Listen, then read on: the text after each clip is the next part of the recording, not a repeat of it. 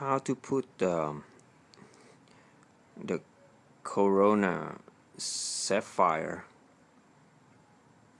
into the case. Slide it from that way toward the front. Of course, it's gonna stuck with the top row inside here. So what I do, I just tape the top row down with any kind of tape. Stick to the side of the body and push it all down with the tape. So the top row gonna be lower. Every key gonna be low, including the backspace key. That way when you push it in, it's sliding easy and it don't catch with the frame here, with the body here.